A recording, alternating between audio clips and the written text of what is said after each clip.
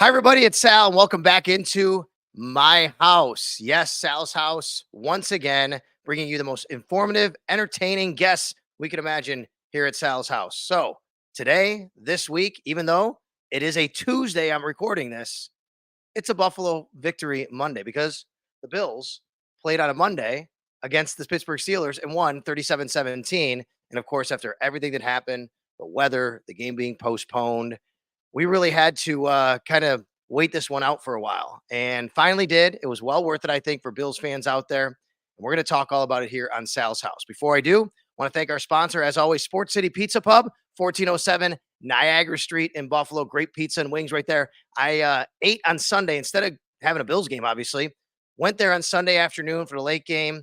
And Eric Wood was there, Josh Reed and his wife, my son. We went. We had a great time. Pizza and wings. They have great food over there. Sports City Pizza Pub, 1407 Niagara Street. So thank you for being on board. And of course, always thank you to my wife, Yana, who allows me to use our house here for Sal's house. Now, sometimes people come into Sal's house and sometimes we go virtually. After everything that happened last week, everything that we're going to be talking about this week, I think it's really important to bring on the guy who comes on my radio show every single Friday on WGR Sports Radio 550, Patrick Hammer, WGRZ-TV2, Chief Meteorologist. My man, thank you for being in Sal's house, even though you're in Pat's house today.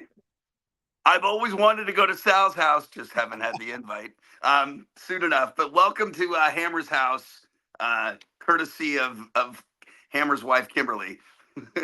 Yeah, no kidding, right? We thank our makes wives this- for letting us do this and sit in our Oh, living rooms and middle of the day, they're working, all that kind of stuff. So no doubt. So exactly. thank you, Kimberly. Thank you, Yana, and thank you, Sports City. Pat, all right, we had a weekend, man, right? I Man, mean, last wow. week, the storm, it came. I tried to explain to a lot of people, Pat, Yeah. who don't know. I was on the Pat McAfee show, a little shout out there before the game, and I'm like, yeah, lake effect snow. They're like, what's lake effect snow? Right. Like, what's the difference? Okay, my son's in 5th grade. Yeah. Let's say you're talking to a bunch of 5th graders. Explain lake effect snow in the best way you can for everybody to understand. Basically, lake effect snow is a hose of snow that is pointed right at Buffalo simply because of our proximity to a 200-mile long lake. Okay. A lake that is much warmer than the air above it. Air travels across the lake when there's a huge temperature difference between the water, which is right now at about 40 degrees, and the air above it, which is like 10 degrees, let's say up at a certain altitude. That temperature difference fuels clouds, fuels precipitation, fuels snow if it's cold enough, like in the wintertime. Air travels across the lake, it forms these clouds. You get a band of snow that falls underneath these clouds, and it dumps it all on Western New York and Buffalo or Orchard Park when you have the conditions that are just right. And it's different than the type of snow you see anywhere else in the world. We have a setup that produces lake effect that happens in a few spots across the Great Lakes and pretty much nowhere else in the world. So the kind of snow we get is intense. The visibility can go to zero. You can get snow that lasts for days, not just hours, days. And that's why we can get these crazy totals that are so high. At the same time, a lot of wind. So you have, I call it just angry snow that can last and be so disruptive. And people don't understand. You know, a lot of folks also, when I say lake effect snow can be a 20-mile, a 15-mile, a 10-mile band. Right. Some areas have 3 feet of new snow in a 12-hour period. 10 miles that way, they're mowing their lawn.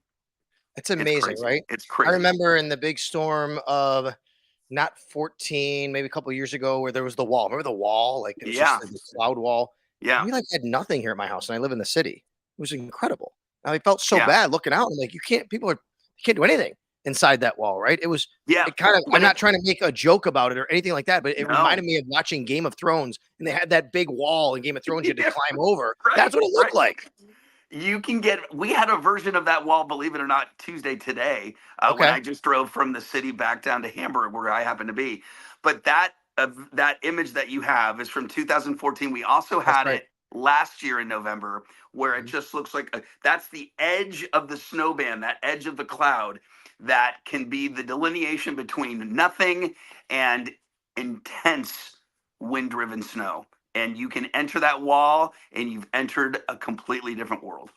All right, so I saw in a video one time about Buffalo that I was watching where somebody explained that Buffalo is the only major city west of the Mississippi River that actually has a sunset over the lake, Yeah, Lake it's Erie, true. right? Yeah. Which is right. You think about that, I'm like, wow, that's crazy because all the other lake cities, like Great Lake cities, really they sit more on the western edge of the lake or the southern edge or whatever. Does that impact what we're talking about here and why Buffalo is different? Is Yeah. because the weather pattern generally runs from west to east, and that's Yeah. when it's Well, going over the lake? there's another city on the lake, Toledo. There they you don't go. they don't get any lake effect snow. They're on the wrong end because There you the go. wind, I mean, very rarely travels from east to west, and if it does, it's a local wind, not something that'll travel down the whole lake. That's why we get such huge amounts of snow here. Having said that, because of, let's say, where Niagara Falls is, or even more extremely in Western New York, Youngstown, Wilson, those towns that are out of the snow, the lake window, they're not technically downwind of the lake because they're a little farther north. They get 30% of the snow that Buffalo gets or Orchard Park gets, and it's only 20 or 30 miles away. It's amazing. And Yeah, what's really amazing is this game that was played on Sunday was supposed to be, I'm sorry, played on Monday, was supposed to be played on Sunday at 1 p.m. right, There's no way it could have happened. We all know that. To get to where we were Monday right. and to see the brightness and the sunshine coming out, and then to see the people out there working, the field look great. Pretty magnificent job to be able to do all that, Pat. Well, and I saw some videos too. I spoke to some those in the Bill staff who said to me Monday morning, even, how on earth are we going to get all this snow out of here? Right. And such a great job was done. Now, there were some shots of some people that had snow up to their thighs navigating the aisles Yes, up on I've the seen that. upper bowl. And it just goes to show you how much snow there was, how much there was to remove. And I was at the game on Monday, and I was amazed by still how much snow was in there, but we were able to sit. Mhm. But what was also really cool is that so much of that snow got lofted into the sky after a Bills score. Yeah. That was a visual and an experience that was just pure and utter joy to see that. Yeah, no doubt about it. Now, full disclosure here, when I got in touch with you to come on Sal's house today, I said, if the Bills win, I'd like to have you on Tuesday because we're going to Right. talk about leading into next week. If the Bills lost, I'd be at locker cleanout day Oh, today. I did not can't, want to be at locker cleanout today, Pat. So I'm glad they won for that. no, I mean, to go into a locker room, to have the experience of your job is to get some emotion, something out of these athletes whose season just ended, and coaches, and what a kind of a depressing feel, given that we're on this trajectory, the Bills are on this trajectory. Let's just keep it going. You don't want to see an end, and today could have been an end, but luckily, due to the play last night, it was we're gonna do it again on Sunday. Yeah, for sure. By the way, it is a Victory Monday game, a Victory Tuesday as we talk. And I didn't give my shout out to Del Reed, 26 Yep. shirts, our guy over there. There's the Victory Monday shirt. So everybody who's watching here on the Sal Sports YouTube channel, this is only a video thing. All right. We don't do audio. You got to subscribe to the channel. If you're watching this for the first time, subscribe to the Sal Sports YouTube channel, and you'll always get Sal's house with some interesting guests. Patrick Hammer, WGRZ-TV2 Chief Meteorologist with me right now. The field staff did a great job, though. I mean, they really did. And it's amazing that they were able to shovel all that and, to put the tarp on there. And interestingly enough, this stadium, Highmark Stadium, does not have the heated coils underneath. It's 50 years old. They don't have that. The new stadium will. How will that impact, do you think, the freezing? It's going to be a grass field. How do you think, from a meteorologist standpoint, that'll impact, like they do in Green Bay, not having the field frozen, basically? When you hear frozen tundra of Lambeau Field, it's not actually true. That doesn't get frozen. Right. I think, well, a couple of things. Any snow that falls will if it's a heated field, will melt. I think a Yep. bigger role is the way that the stadium is designed. Okay. Highmark is this open cereal bowl, right? Uh-huh. With complete access in by the wind and the snow. I mean, it's open like this. This stadium is going to be like this, right?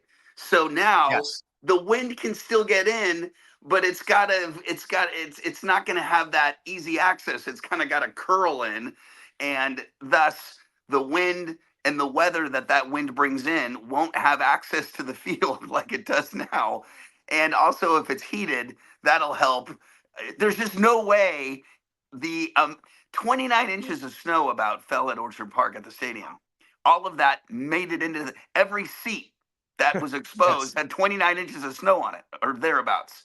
That won't happen in the new stadium just based on the design. All right. The next question is, will it happen this weekend? So, what are we Yeah. looking at heading into the Kansas City Chiefs game? The Chiefs come here finally in the playoffs to play the Bills Sunday at 6:30 p.m. From what you Right. know right now, and I understand this is not an exact science, but it is science. What do you know about how this week is going to play out? What we're looking at next weekend and Sunday evening? This past, had there been a game Sunday or Monday, is the entrance of this crazy weather pattern. Ooh, Sunday will be our exit, meaning this cold lake effect weather pattern that we're going to have for the days leading up to the game will end on Saturday. Saturday will be kind of the last little tentacles of this thing where one more really cold day with some snow showers, and then by Sunday the weather pattern's going into a transition into a warmer one. The warmth doesn't really kick in until next week, but the lake effect snow comes to an end on Sunday. The wind comes to an end. It'll still be chilly. We're going to see temperatures in the low to mid 20s, but that's a typical January day here. We will not have any weather elements to deal with.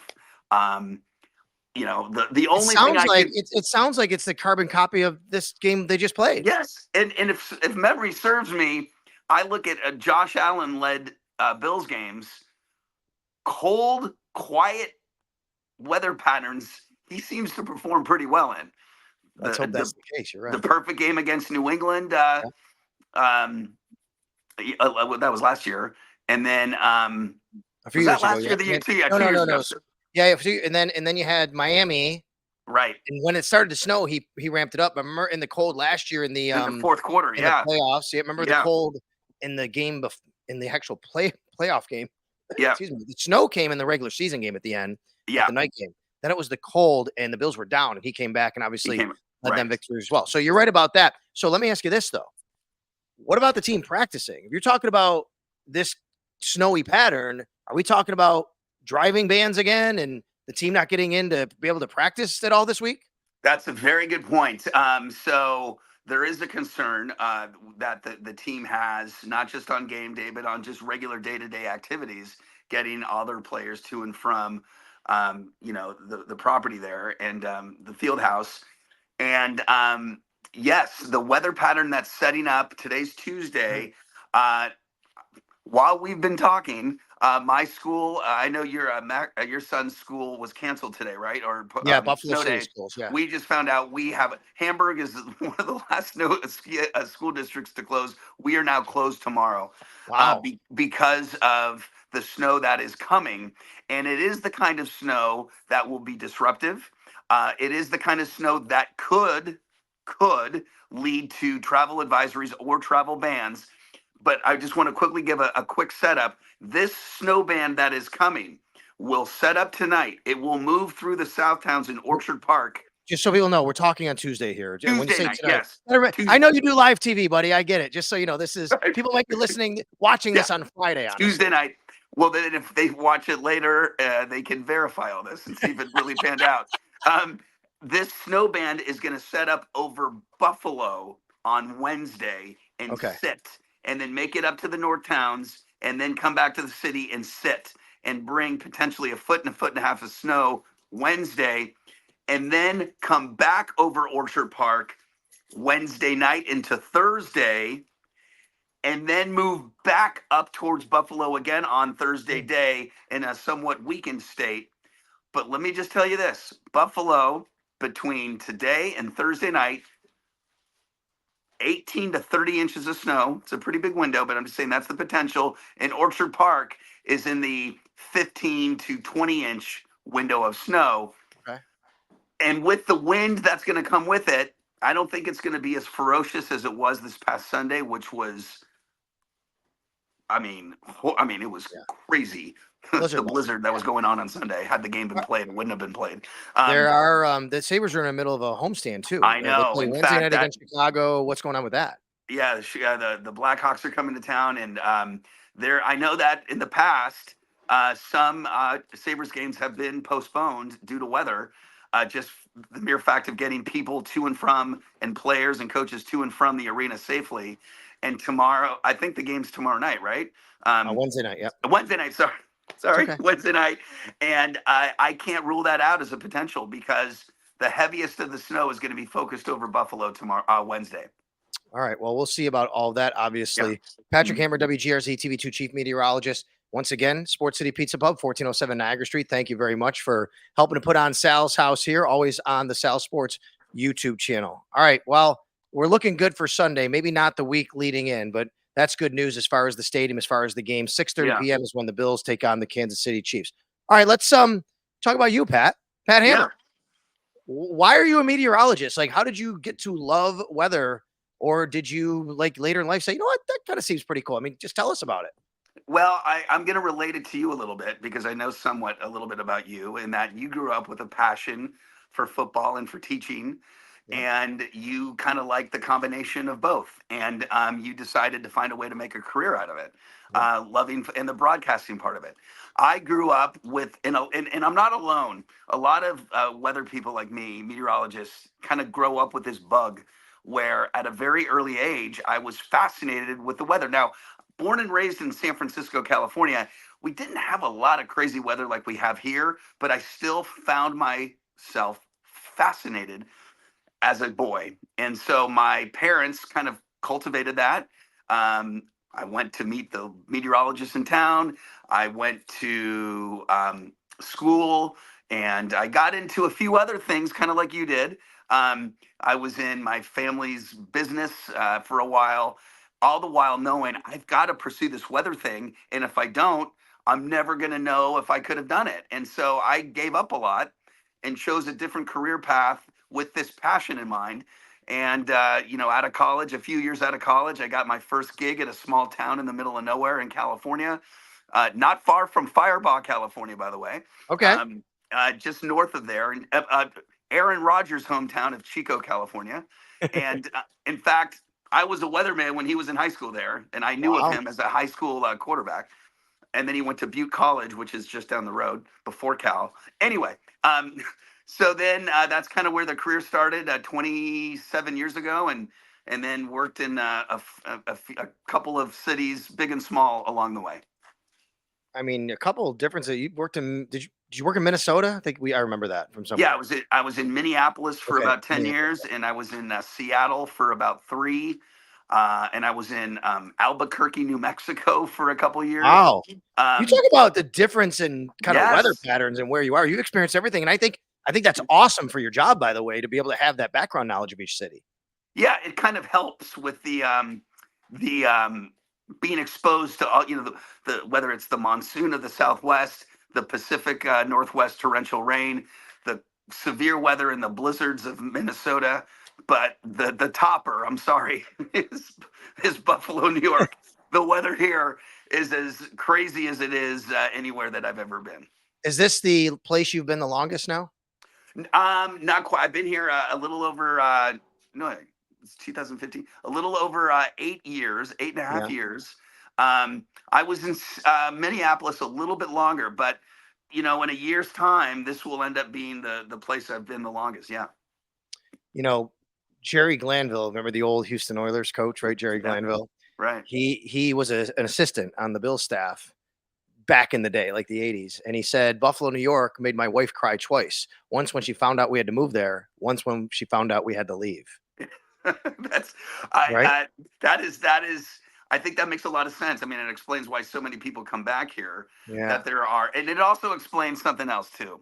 And something I've experienced, and which is just fascinating to me, is that I could be in any other city, especially like San Francisco, and because I have family out there and friends, and I go out there and I'll wear a little Bills jersey. Yeah. And I will walk down the street, and it will take 5 minutes before somebody says, "Go Bills." It's amazing, right? It's amazing. It really is all around the country. There's no doubt about it. Patrick Hammer, WGRZ-TV2 Chief Meteorologist. All right. You and I sometimes on the radio, we talk a little bit about music. You got your own intro music. I got my own intro music. We got into something a couple of weeks ago. I said I liked what did I say I was liking? Like, I don't know. Was it even Taylor Swift? I don't even remember what it was. Oh, what about what? So the Swifties are coming. Are you a Taylor Swift fan? You like Boy, Taylor Swift's music? I respect the heck out of her. I can't say I'm a huge fan, but I got into this debate on Tuesday on our morning daybreak show when we announced the Taylor Swift thing. A couple Mhm. people in the background kind of went, "Ugh," like, who cares? And then another person in the newsroom said, she's the biggest like personality in the world right now. Probably So, right. whereas you may not necessarily find yourself in her wheelhouse musically, you have to realize the presence of her and just the fact that she potentially will be here. And how is it not a storyline? Of course it is. No doubt. We were talking actually on the radio. You were kind of making fun of me that I like boy bands, like Oh, NSYNC, oh, that's Backstreet Boys. you You're and not. John Scott. Yeah, we love John Scott. That's right. Heather and John had a great wedding with boy bands playing all over the place. But Pat, I mean, I can listen to boy bands and then I can go. I'm a Yeah, big Iron Maiden fan, right? I'm a drummer. I can, and Bruce Dickinson singing, like it's all good. Sinatra, I yeah, can do. I tried Sinatra's like my go-to karaoke. So I yeah. run the gamut, buddy. How about you? Do you have We a wheelhouse or do you love to listen to everything?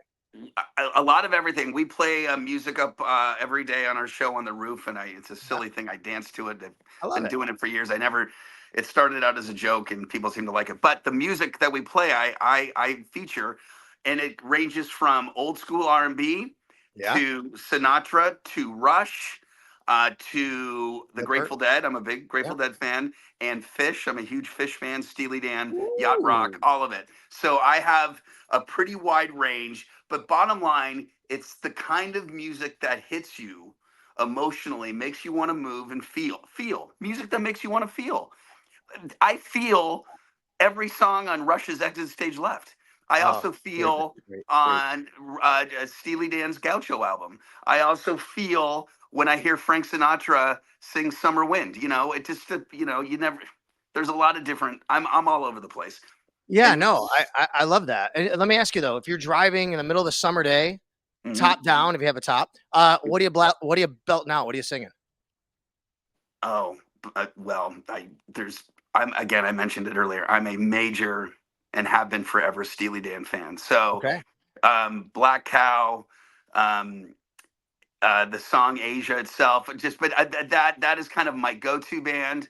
But Mhm. I love Rush and I love Fish. I'm a huge Fish fan. I know that's not Did you go everybody's. watch Fish like ever? Because I Fish was big when I was in college, but I never got into them. And they're Yeah, like, and it's kind of a unique taste. There's yeah, like I know my wife and kids roll their eyes every time I play it. They're like, "What is this? This is a song that's 27 minutes and it won't end." In fact, I think there's some songs that are still playing that they can't seem to finish. But I think it's just the authentic every they have. First of all, they have. Did I travel and see a lot of live shows? No, I've only seen a few. But their improvisation, the mhm. fact that they can go to Madison Square Garden, they can play 13 straight shows and not repeat a single song. That is 13 straight 3-hour concerts and not repeat a single song. And that and I just kind of love that spirit of the jam band vibe. I've always have. who have you seen in concert? Like, give me a few bands, artists you've seen in concert. Recently, I saw. Well, I'm also a big Genesis fan. Genesis Okay. was here. I've seen them a couple of times over their long career, but they were here most recently, like 2 years ago, and Phil Collins kind of farewell tour, and he was even though he was sitting down the whole time, he's a little older. It was amazing. I saw a great Genesis tribute band show. It's called Musical Box. They were up at the Riviera Theater. Um, my wife and I enjoyed Dave Matthews. We've seen Yeah, I like Dave him Matthews. Yeah. a couple of times. That's kind of the one band that she and I kind of agree on or can listen to together because it kind of is how our relationship kind of started with some of that music. Right. Um, and I'm trying to think of any other bands that I've seen recently. Um, with kids, you don't get out as many concerts as you used No, to. no, that's good. That's good. That's But good. a lot of Humphreys McGee is another jam band that I really like that I saw recently. So anyway, it's I don't always make all the bigger tours, but some of the local stuff I really like too. Yeah, I mean, like, I'm a big U2 fan. I've seen U2 5 times in 4 different cities. Wow. I've seen, saw Bruce Springsteen many years ago. Yeah. 3-hour concert, he just didn't stop Oh, playing at all oh. for 3 hours, right? I Incredible. was never a Bruce Springsteen fan until I went to a concert. Oh, And a buddy of mine said, "You want to come?" I was like, "Yeah, it's not my thing. I don't know." And I went, it's and I amazing. became a Bruce Springsteen fan because he went for 3 straight hours, Yep, didn't stop. and it was incredible. Incredible. And one other show I'll say that too as well that I saw a couple years ago, um, was Tom Petty. Tom Petty was never a big thing for me, but his show was amazing. And the last thing I'll say is that I was never a big Sammy Hagar Van Halen fan. I Mm, was always a David Lee Roth, Mean Streets, Fair Warning. That album is one of my favorites because it's kind of got more of a darker edge. But then I saw Van Halen with Sammy, and I was blown away how love it. great they sounded. So, Yeah, um, I'm a big Van Halen fan. Of course, David Lee comes first, but even yeah. with Sammy, we saw Motley Crue at Darien Oh, Lake about 10, 15 years ago when I first yes. moved back to Buffalo. That was Yes. great. A big Motley Crue fan. Yeah. Here's one for you. I've seen Pearl Jam in concert. Here's one. Mhm. I'm going to share this with you for the first time. This has not been disclosed anywhere.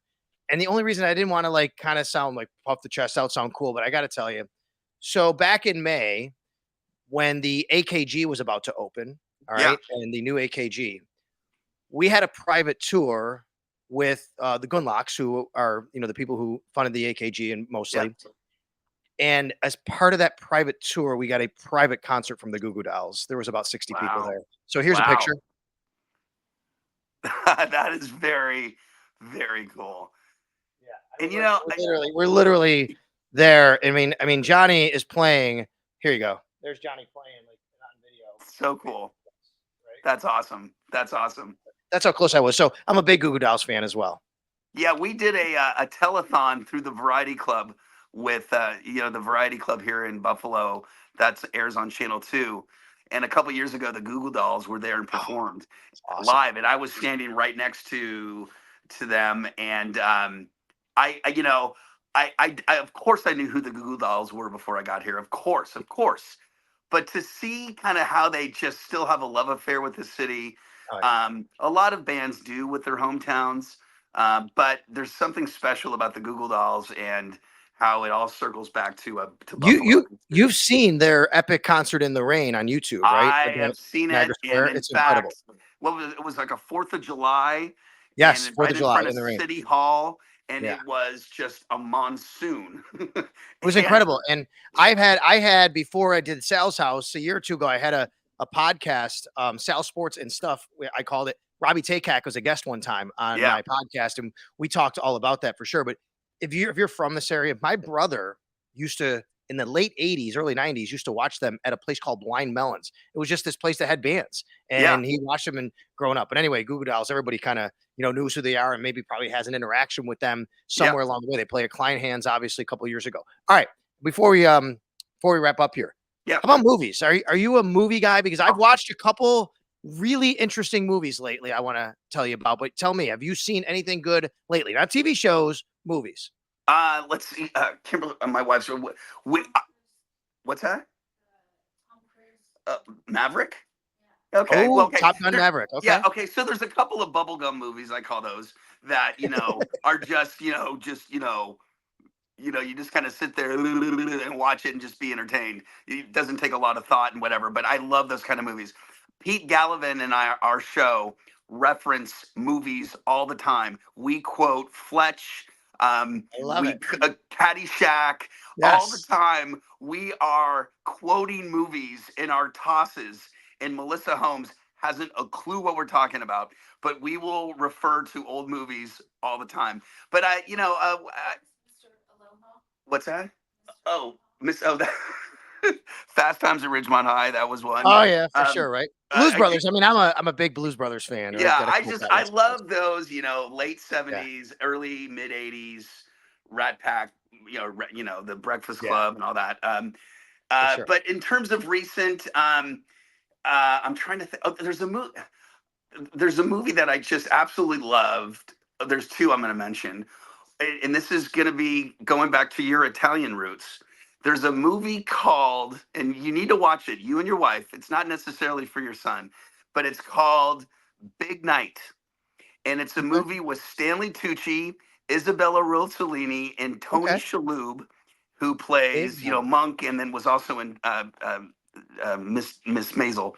Um, and it's about these two Italian brothers who come to New York in the late 1950s and open an Italian restaurant.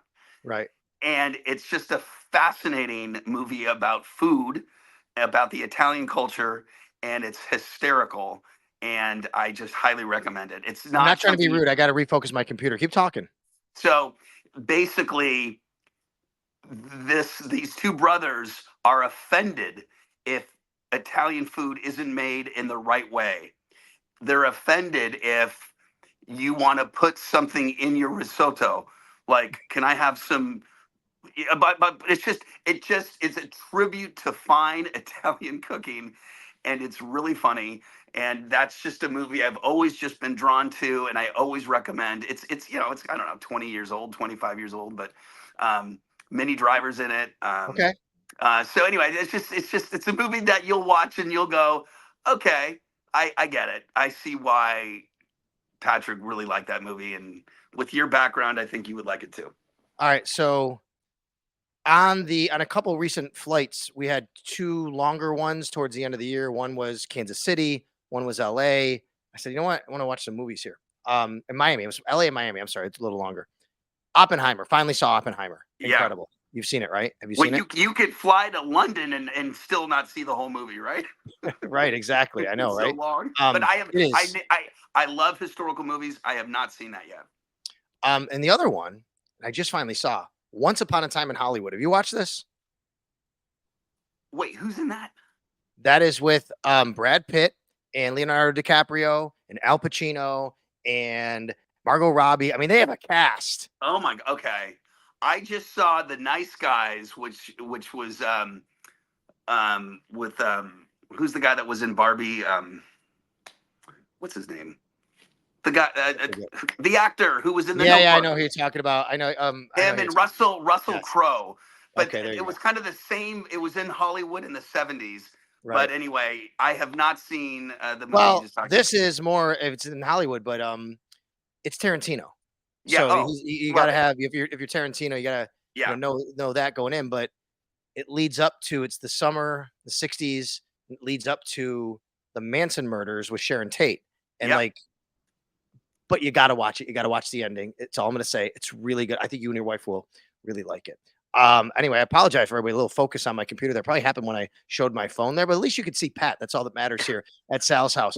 Pat, Yeah. thanks, man. Again, we're gonna keep you updated and give yourself a plug. Tell everybody you got a new Twitter handle. Tell everybody Yeah. about where they can find you. Get the information about the weather this week leading into Yeah. the Bills Chiefs game.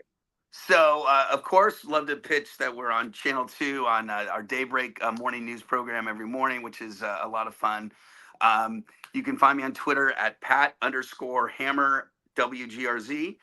Yeah, I got locked out of my old Twitter page that I had forever, since the beginning of Twitter. And I had all these, I didn't have Sal Capaccio type followers, but I still had a nice little group of followers that I had to start over. Oh my gosh. but believe it or not, a lot of them came back pretty quick, so that was pretty cool. So yeah, Twitter. I'm on Instagram. Pat Hammer 3 is my Instagram. And I will admit I don't journey over to Facebook as much as I ought to, even though I'm told I'm supposed to go to Facebook. Yeah, I know. But Twitter and Instagram is kind of where you'll find me, or on our airwaves. Hey man, thanks for doing this. I really appreciate Yeah. it. One more time, Sports City Pizza Pub, 1407 Niagara Street in Buffalo. You and I got to get some pizza and wings over there. It's a great spot, buddy. I would love to. All right, thank you. Patrick Hammer, WGRZ-TV2 Chief Meteorologist. Hey, everybody, once again, thanks for joining Sal's House. We are on the Sal Sports YouTube channel. Please subscribe. I think I got like over 6,000 right now, just past that. So let's push it up. Let's push it on, and we'll bring you some more interesting guests here physically at Sal's House, or like Pat joined us here virtually. It doesn't matter. Got a lot of people, a lot of plans coming up. And, of course, enjoy the game on Sunday, and hopefully we're talking about another big Buffalo Bills victory.